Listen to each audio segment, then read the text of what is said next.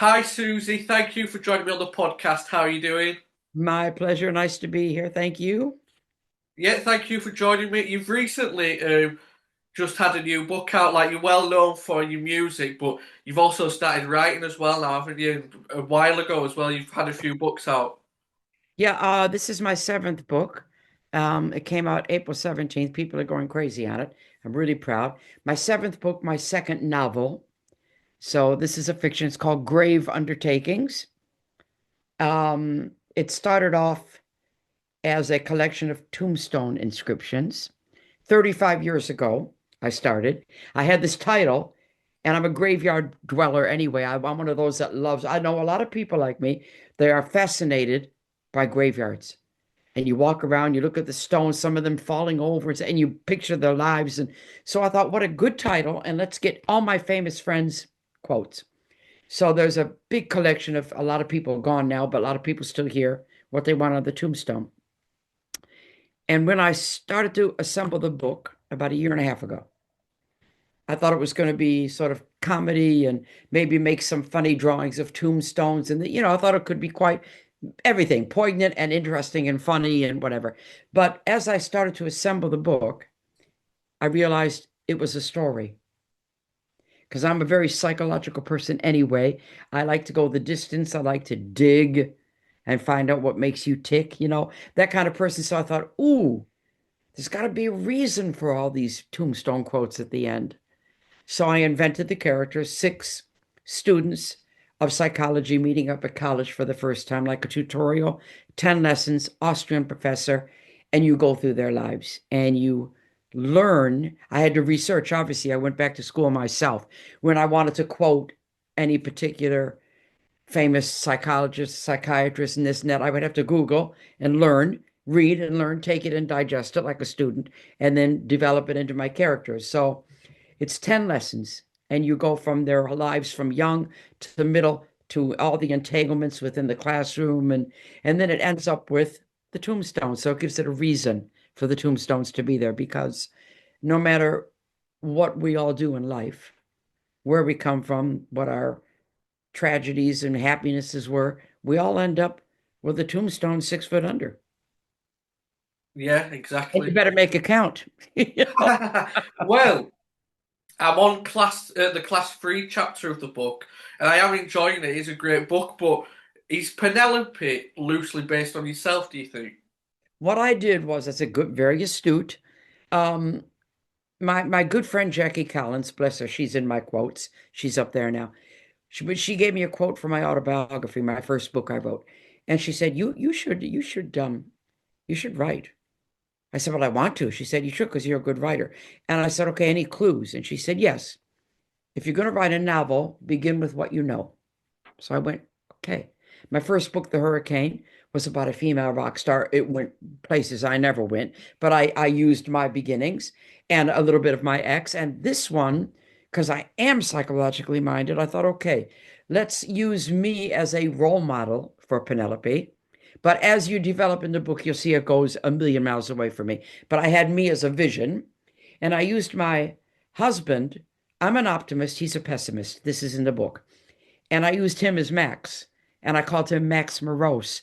And he's German.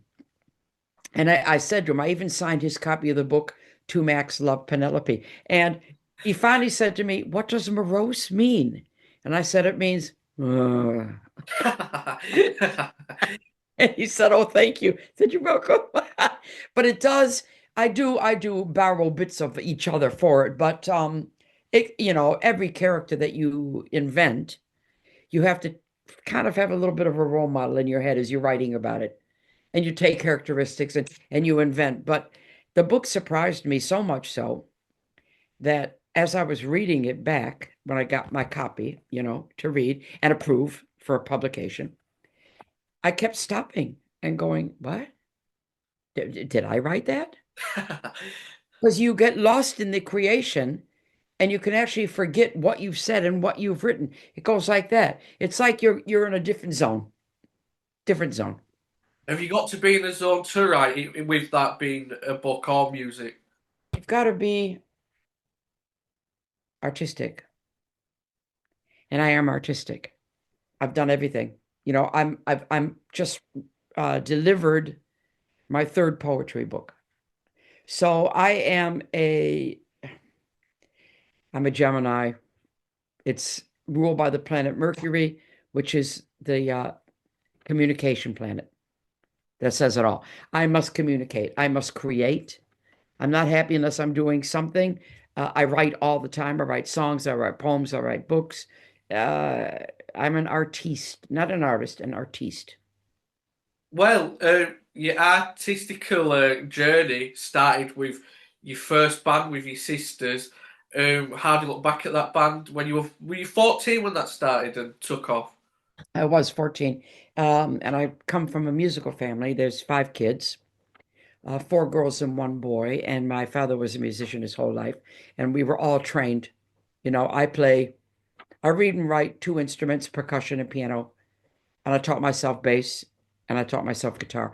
And I can't really brag about it because all of us play several instruments each because that's the way we were raised. So, yeah, 14 when we started the all-girl band, and nobody wanted the bass, so they gave it to me. It's so funny because I went to my dad and I said, Dad, we're starting a band, me and Patty, one of my sisters. He said, Great. Not like you're doing what? He went, Great. I said, Do you have a bass? He said, Sure. And he gave me, I don't know what if you know about guitars, he gave me as my first bass 1957 Fender Precision. It's like giving a first-time driver a Rolls Royce. Now, I didn't know that it was this great bass till I, got into it a bit more. I also didn't know that there were smaller basses, that there were lighter basses, that there were easier necks to play. So I was given the hardest one, and it's no wonder that I didn't question it. I learned it, that I ended up such a good bass player because I learned on the hardest and I mastered it. So but I didn't know this. I can't pretend I knew it. He gave me the bass. I said, fine, thank you very much. And I took it. Did you leave school at 14 as well to go and tour around America? I left just as I was supposed to go back and finish. And you had to get permission. And it's a famous story. It's in my autobiography. We were in New York doing our first gig in New York City. Fantastic. Wasn't even allowed to be in there. I had fake ID. And I was sitting on the hotel bed. It was summertime, just about time to go back and start the next year of school. And I was sitting on the bed in the hotel room and I called my parents from the road. Now, remember, my dad's a musician. And my mom got on one extension. He got on there. I said, Hi, hi, hi. I said, Dad, I have something to say. I said, I have found what I want to do for the rest of my life and I don't want to go back to school. I blurted it out. And there was silence. This is where he was clever. He didn't say anything. He's quiet. And then he quietly said to me, Susie, is there anything I can say to change your mind? And I said, no. And he quietly put the phone down. Do you know what that does to your little psyche? That what he did was he gave me that pause for thought. That's what he did by not getting mad at me, just click, like the lifeline was cut. So I felt alone with my decision. Very clever. You see how psychological I am? I was going to say that comes back to the book as well, doesn't it? Like Yeah, reading people. this is why I could write this book because I'm like a sponge. If I talk to you, I want to dig in and find out what makes you tick. And I always wanted answers for everything when I was growing up.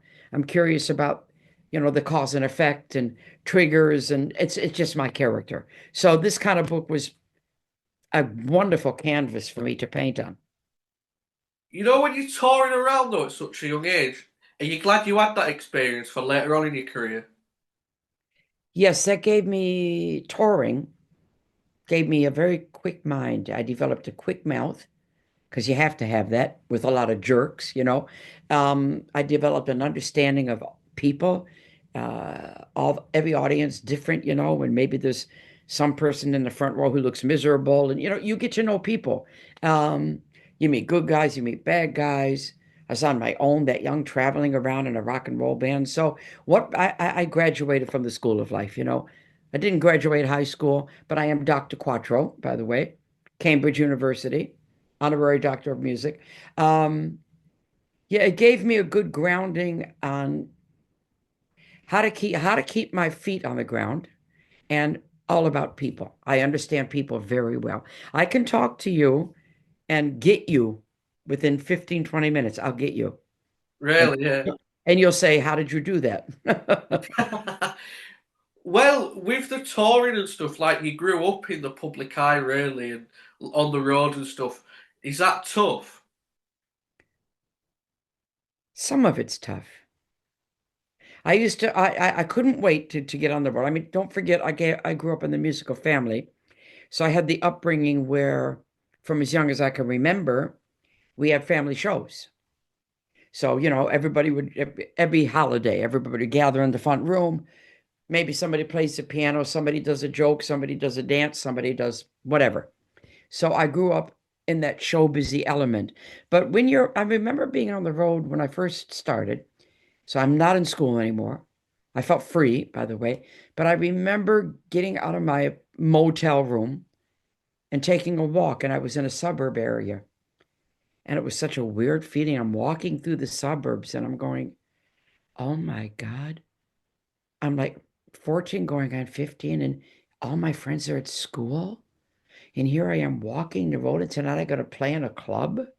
It was a surreal feeling, but I knew what I wanted. That was what I wanted for the rest of my life, like I said. But a strange life, a strange life, but one that suits me. Yeah, The that which I have to add that because it's important. The first gig I did, I was 14, and we learned three songs, and we were put on at the local dance hall. Okay, we got up for three songs. And I remember standing up there with my bass guitar ready to start, and I looked down at the crowd, and in my brain ran the following sentence: I'm home. really. So it was a natural habitat for me, Yeah. and I felt it immediately. Like you went on to have such an amazing career and an icon in rock and roll. But when did you realize you had something special? I would say at the age of about between 7 and 8. Really? Yeah, I remember it like it was yesterday.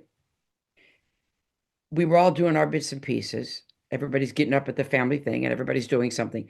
And I got up. I think I told a joke on this one. I might have even done a skit. I can't remember. I did my thing.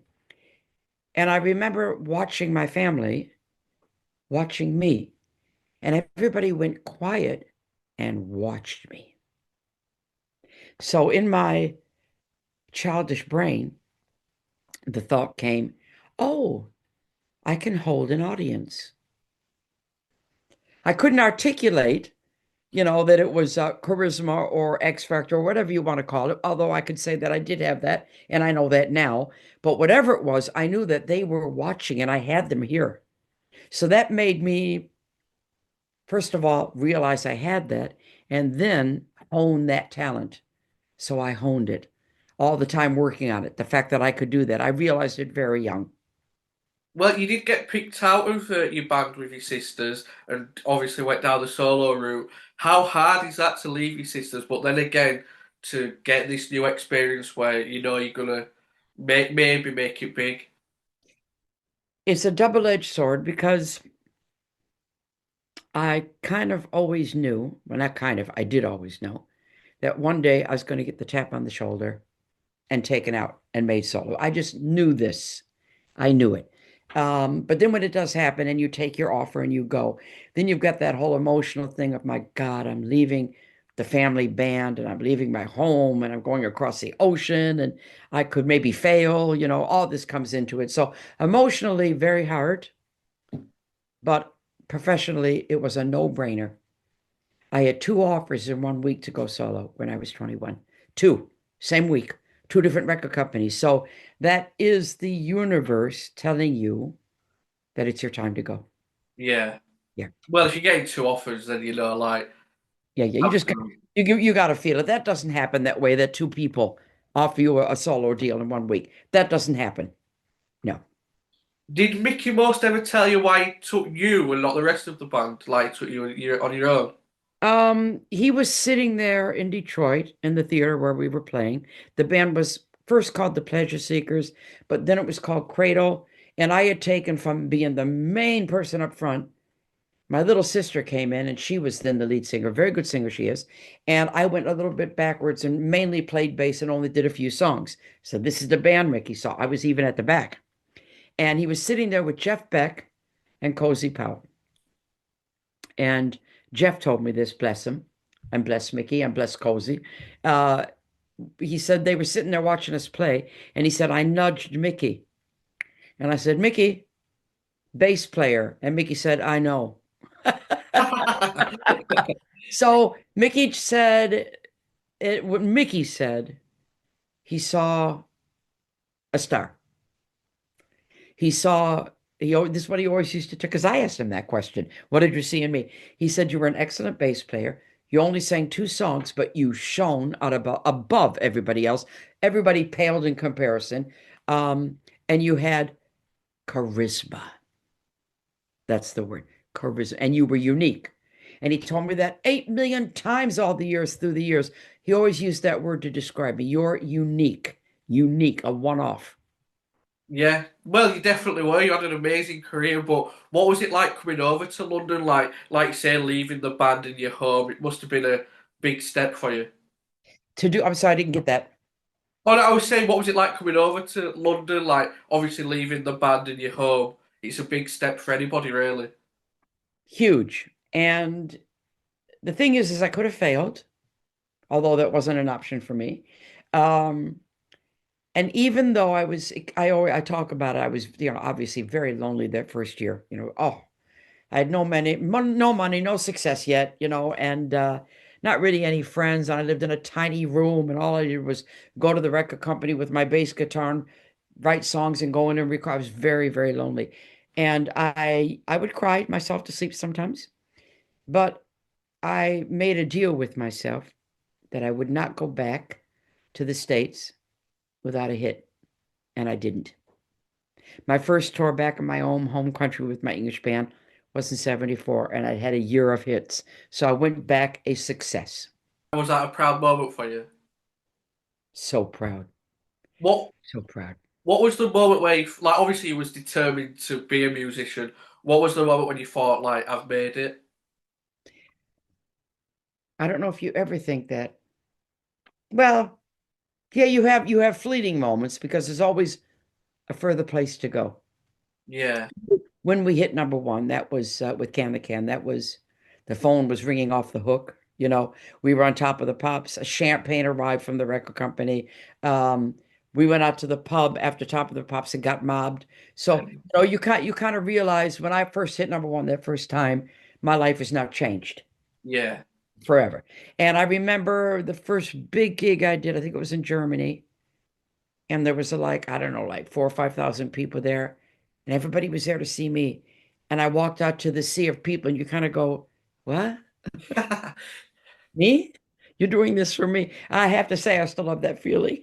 I do. When I'm standing on the side of the stage, even after 61 years, just before you take that magical stride out into the spotlight, and that your whole demeanor changes, when you go out that one step into the spotlight. As I'm standing there, I'm always thinking before every show, I hope they like me tonight. Really, yeah. It's a good place to be. Well, we spoke about the psychological side of things, but you being determined to make it as a musician, that's like psychological, isn't it? Like you could have given up, but you were determined and you kept it in your mind that you were going to make it. I am a I did a word wheel one time, and I talked to a lot of people when my documentary came out in 2019, Suzi Q. See it if you haven't. It's a great It is documentary. brilliant. I have seen it. It is brilliant. Okay. I did a word wheel, and I asked everybody that I knew, famous, non-famous, friends, whatever, 3 words to describe me. Okay. And the word wheel grows and grows and grows and grows and grows. And one word will be in the center, which is the most repeated word. And that word was determined. Really, yeah. Yeah. Was you expecting Want that? something. When I want something, I want something. And I will keep going till I get it. What three words would you pick to describe yourself? I picked creative, entertaining, and communicator. Well, perfect three words, I'd say. That's me. And the can went to number one. Can you remember the moment you found out it was at number one? Oh God, yeah. Um, I was in a little flat with my ex-husband, who was my guitar player, and the lady who owned the place, they lived downstairs. They rented out the upstairs flat, and she said, "Susie, telephone." It was 8 o'clock in the morning. I went, oh God! So we came down. It was Mickey Most on the phone, and he said, "Susie, you have a show tonight in Bristol." I said, "Yeah." He said, "Well, you might have to fly to it." I don't like to fly. I said, "Why?" And he said, "Look, we're going to get you a little plane. We'll get you." I said, "Why?" He said, "Well, because you're going to be doing Top of the Pops." He dragged it out. "Because you're number one." I went, I screamed. I screamed the house down. And the lady, lovely lady, Indian lady, she made a bowl of popcorn to celebrate. Yeah, that was a surreal moment. That was. And I went through a little bit of a 24-hour ego trip. And Really? very, very, I'm not that way at all. But of course, that hits you, and you sort of, wow, I'm great, blah, blah, blah. And I remember going through that little for about 24 hours. And but then I woke up the next day, and my ex and I were sitting at the table having a cup of coffee. And he said, "Welcome back." I said, "Oh, yeah." Oh, yeah. What was that 24 hours like just? It was surreal. You have to go through it. You do actually have to go through it. Everybody's telling you how wonderful you are, and you're getting applause, applause. So it's bound to affect you for a bit, but really, I never have run on ego. And if I went through, if I had one 24-hour period of it, well, thank you, I deserve it, and I enjoyed it. But that's not who I am. I Yeah. don't run on ego at all. And in fact, my attitude is I'm grateful that people still want to see me after all this time. I get sold out shows, great reviews. I'm grateful. And I don't ever think I'm better than anybody else. I feel blessed that I've been allowed to succeed in my chosen profession. Easy as that. Yeah, I think that's the right mindset to have because, like you said, you probably wouldn't have had the career you had if you did have the ego. You could have gone anywhere, really, could it? Yeah. I'm grateful. I say it to my husband all the time. Sometimes he thinks, "Oh, I got to bring her down a bit." And I said, "Ronnie, you don't need to bring me down. I'm very down to earth. You got to remember, I've had this adulation, for want of a better word, my whole career. So it's nothing new to me. I live with that. I don't take it for granted. I say thank you. Thank you for loving me that much. You don't need to bring me down. I'm so down to earth, it's ridiculous. I'm nearly under, which brings us back to my book. What feeling is the best feeling, or getting that first number one, or going out on stage to a sold out crowd? I love doing my solo shows, which is 2 hours with an interval, and that's a big show. And I love it that every single person in that crowd is there to see you. And I love in particular Saturday night crowds, what I call Saturday night crowds. They've paid their money. And even if they cheer when you walk out, they're like this, "What you got?" Then I love sending them out as they swing from the chandeliers. That's what I love making people happy. I love taking them on a journey. I love the whole communication of it. I do a section where I talk. I always say I was put on this earth, I was born to entertain. And I Yeah. know for a long time. Yeah. So I'm just glad I can do it. And I love doing it. You can tell by talking to me, I still have the fire in my belly. That hasn't changed. Yeah, that's important as well, isn't it? To like you've had all this success, but to still keep going for it. I'm still like that. I will never get tired of it. I'm going to be 65, 75, June the 3rd, at 61 years in the business, and I'm still exactly the same. I haven't changed. I'm getting the best reviews of my entire career. They're calling me the entertainer, which is what I always wanted to be. Rock and roll, but entertaining with it. Yeah, definitely. Well, you are an absolute icon in rock and roll, but you were the first female rock and roll star. How hard was that for you? Did you have difficulties on your way up? I was lucky that I grew up in the family I grew up in with with three other girls. Um, and my father never differentiated, you know. When we started the band, he was fine with that. So I didn't question that I was a female in a rock and roll band. It didn't occur to me because I wasn't given that at home. Yeah. Um, and it was only, I didn't pay attention if guys looked at me strange. I just went off me, like over my head. But it dawned on me when I watched my documentary at the Regent Theater in 2019 with an audience. Okay. I went in there and I snuck in, even though I wasn't supposed to be there to the end for Q&A. And I wanted to feel that documentary with the people, see where they laughed, see where they were affected emotionally. I wanted to get the feeling. So I'm watching the documentary. I was snuck in on the side, and all these famous women, Debbie Harry, KT, God, who else? Joan Jett, Donita Sparks, Kathy Valentine, Chrissie Hynde, Debbie Harry, I've already said her, all these big people. They came on and throughout the documentary, and they all said the same thing, if I paraphrase it. Basically, they all said, I would not have done what I did had it not been for Suzi Quatro doing it first. And then I started to cry because it dawned on me that I did that. And I didn't know I did that. And then I went, oh my God. Oh my God. I was the first. Now I'm proud of it and I take it to my grave. But now we're back to the book again. Um, I didn't know it. I didn't know it. And I called my friend Cherie Curry, the old lead singer of the Runaways. I called her the next day in California and I told her the story. And I said I went to the premiere and I was crying. And I said, Cherie, I just realized something. She said, what? I said that by me doing what I did, I gave women permission the world over to be different. And there was silence. And then she went, and you just got that? That's a great story.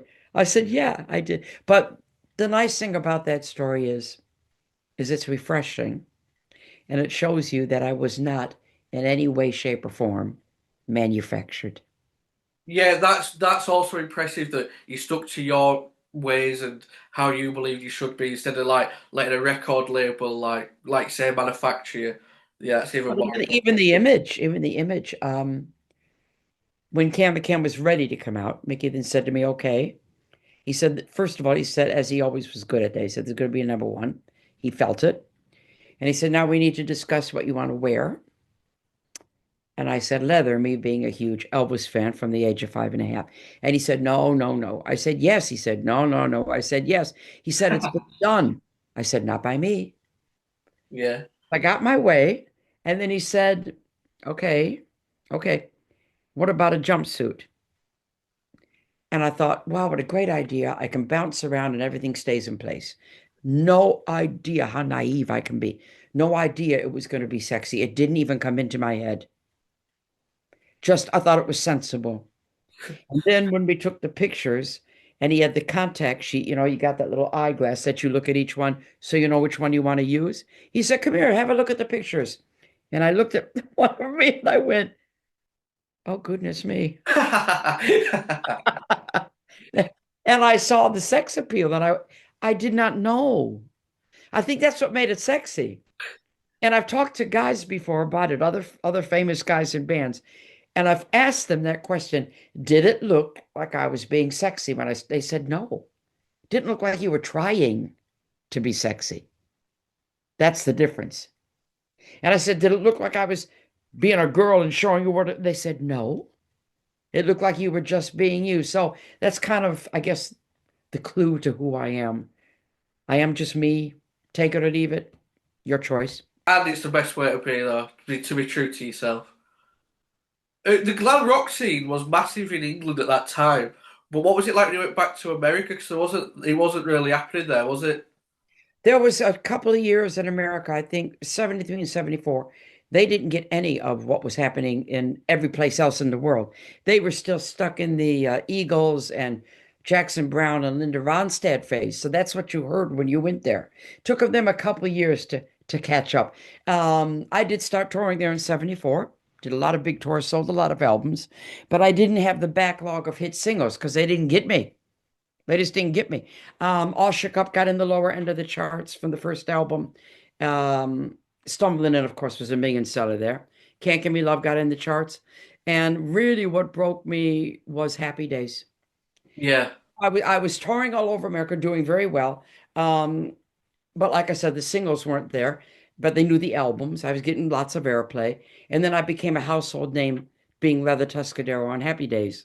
Then they discovered that Leather Tuscadero was actually Suzi Quatro, who was having hits all over the world, and then Stumbling In came out and cemented it. That was at number 4 for something like 8 weeks or something. Big million seller all around the world. Yeah, big, big hit.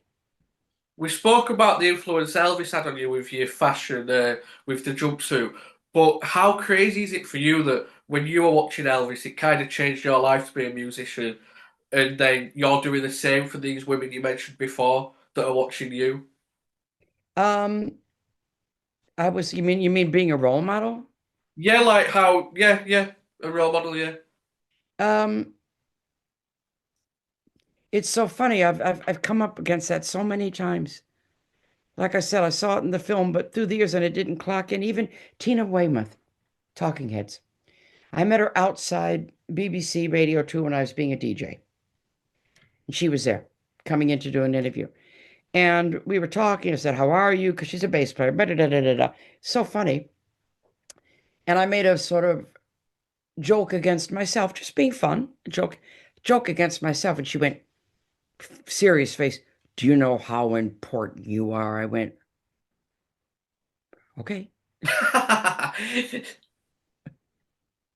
Yeah, you find it was Mickey that said to me before I made it, "Here's how I see your future." He said, "You are going to be something for all people." He said, "You will be the gay girls will like you, the gay guys will like you. The straight girls will like you, the straight guys will like you. You have something for everybody." He got that right, I think. Yeah. Have you noticed that within your fan base, like, it is a mix of people? It is whatever it is for each, whatever your whatever the word is, your sexuality is. It seems to be I speak to you. I've had many, many gay guys say to me in conversation. I have a lot of gay friends, and this has happened more than once. That's why I'm bringing it up. You helped me come to terms with my sexuality. Really? Interesting. I guess if I analyze that, and now we're back to the book again, you see how psychological I am. I'm always analyzing. Uh, I guess what they mean is because I was the way they saw it. I was this girl out there doing what girls don't do, right? So then they're looking at it and saying, so I'm not the same either, so that's okay. I was gender bending, not realizing I was. So other people with that coming into their life during puberty and all that, then they're going to look at me and go, "Hey, I'm fine being who I am." But it's happened many times. Gay guys and gay girls, they've said that to me, that I help them discover their own sexuality. And I had another guy, which really, he was straight as can be, an actor. This is funny. I was at one of my friend's shows with Andy Scott from The Suite, who's a good friend. And one of the actors, we were talking after the show in the green room. And he was praising Andy. He said, "I love the Suite," and blah, blah, blah, blah. And of course, I'm getting a little bit nose out of joint. And I said, "Hey, what about me?" And he said, "You helped me through puberty." Absolutely brilliant line. I'd love that line. I wish I'd said it. You helped me through puberty. I hope that was a compliment. With the documentary you mentioned, I like I said, it is a brilliant documentary, but it's really open as well. Like, women had the barriers in the music business, but you had it in your life with your family because there was friction there, wasn't there? Yeah, there was and a lot of that's in the book too, the friction. Naturally, you use what you know. When I left, very difficult, you know. very difficult because I got it. Sure, I got chosen from a family band. So that right away is going to cause friction naturally, naturally. But the point is, I did get chosen. So you have to take that into account. We went through it all millions of times. The sisters and I, we talked it through, and um, we have all come to terms with it now.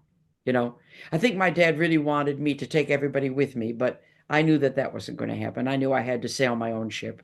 I just felt it deep inside, you know. But it wasn't easy. There was a lot of emotion things to get through. I felt guilty for a long time after I made it that not only did I get chosen, but I became successful. So, yeah, all that comes into it, you know, resentments and jealousies and misunderstandings but I love my sisters very much and we're all fine now. Do you think they are proud of you deep down? Like these, are, obviously they're upset how it happened, but they will be proud of you though, won't they? Yes, I think proud for sure, but it's hard. It's hard for you when you're in a band and one gets chosen. That's so hard. How can you not be a little bit resentful? I would be, you know? So, like I said, we have talked that through many times and we've come to the conclusion. It's not an easy thing, but there was no way I wasn't going. Oh no, yeah. There's probably the factor as well, like to a fan, it's like, whoa, Suzi Quatro, like living icon and stuff. But then to your sister, it's just like, well, that's my sister that I've grown up with, and it's the same person. Do you know what I mean? So they still see you as Susie from a kid. I when I wrote my autobiography, that was the first book I wrote back in 2006 called Unzipped. Um, I actually stopped and started and stopped and started, and I couldn't figure out why it wasn't flowing. I mean, it's my life, you know. And then I realized why it wasn't flowing, that I had to write the book in two people, which I did. And then it flew. It flew out. Um, Little Susie from Detroit, which is what you just said, and Suzi Quatro. And they both have equal say in the book. And it's amazing. It's amazing. Once I found out that I had to do it that way, everything made sense. Everything made sense. And then I was taking a walk with my husband, who's German. We were in Spain, and I was nearly done with the book at a deadline. And I said, Reiner, I said, I've got the ending of the book. Brilliant. I got the ending. He said, what is it? And I said, I'm going to have little Susie meet Suzi Quatro and become one person. And he said, that would be fiction. So although I know what he means, I guess there are two. Right now, you're talking to little Susie. But Suzi Quatro is also here. But and if you don't have a difference, again, back to the book, you have a problem. Everybody has to have a public face and a private face. The danger is when your private face is too hidden and you're asleep in your life. You mustn't let that happen. We all have our protection methods, you know, everybody does. Everybody does. It's facade, but you should never let the facade rule your life. Remember that it's only a facade, and behind that is the person. So, although Suzi Quatro is a huge part of me, she's not all of me.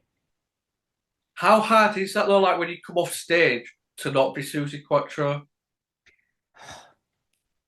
I have a poem about it in my third poetry book, which is going to come out in the summertime. Um, I call it the dead zone. When you walk off the stage, you come from this to the darkness. It's a horrible feeling. Um, I do leave Suzi Quatro on the stage when I come off, but you are high for about an hour on the adrenaline. So you're still up there, you're up there, you're up there. You know, I never drink when I work, but I will have a glass of champagne when I come off because the bubbles enable you to float down rather than crash down. When I watched the documentary, I realised that your first number one was in Portugal. Was that weird for you? My first Your first hit was in Portugal. Like it went to number one there. it's, it's so funny. It was a Rolling Stone. I wrote it with Errol Brown, and it went to number one in Portugal and did nothing anywhere else. Is that crazy? It doesn't make any sense. You know, do you never know You why? can't write it. No, nobody knows why. You know, that's crazy, but it was a good song. It was a good song. It's a good story. Nowhere else. It was played and everything, you know, but it just only in Portugal. I'm gonna have to go to Portugal, do a tour, and open with that song. Have you never played in Portugal?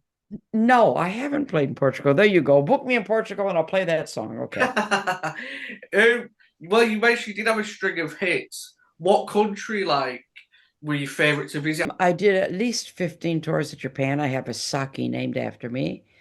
So funny in a country where women are subservient that I was huge. Psychologically, again, that I kind of go, what? Anyway, huge there. Australia, we've had a love affair forever. I'm about to do my 41st tour there in October. Um, I've toured everywhere. Australia is a favorite, Japan is a favorite. And in Japan, I can buy clothes to fit me because I'm normal size there. So that's great. I love playing Europe. Germany's a favorite of mine. Um, I love it. I played recently the Wacken Festival just outside of Hamburg to 85,000 people. I mean, I can't compete with 2 million of Lady Gaga, but mine was paid. Hers was for free. What? It must be hard to pick a set list these days with your back catalogue. Well, I've got a good sense of the graph of the stage. There's a graph that you follow. And I always do the hits. I don't leave anything out if I don't have to. The hits, favorite album track. So each time a new album comes out, you take one from that or two from that. So there's two from The Devil in Me. There's two from Face to Face, China Light and Overload. There's one from my Uncovered EP. Yeah, you make it all up to date. You make it all up to date. I have a nine-piece band, three horn players, two girls, and the normal guitar, bass, drums, and keys. Yeah, brilliant. Well, you have had a very brilliant career, very successful, a living legend. We've mentioned a few of your highlights, like influencing women in rock, your first number one, playing sold out crowds. What are some of your personal favorite highlights from your career? Oh God, you can't. I don't think you can pick one. Let me think. Let me think. Do you know what the one that just came to mind was the festival I just told you about with 85,000 people. I remember just about ready to go on. You remember I'd done this a long time. And I turned to my husband, I went, oh, oh. And I'm not a nervous person. I get anxious to get out there, but I'm not nervous. And I went, oh my God, I'm a little bit nervous. He said, why? You do this nonstop. I said, because tonight I have to hit a home run. And I remember looking at the audience, and about 5 minutes in, they jumped into my hand, and I saw the hands go up from as far as the eye can see, like that. And I just went, wow, that's a feeling I won't forget. And I have a film from it, and I sent it to my sisters. They wrote back and they said, we cried. I sent it to my son. He said, I cried. I sent it to my daughter. She said, I cried. So it affects you.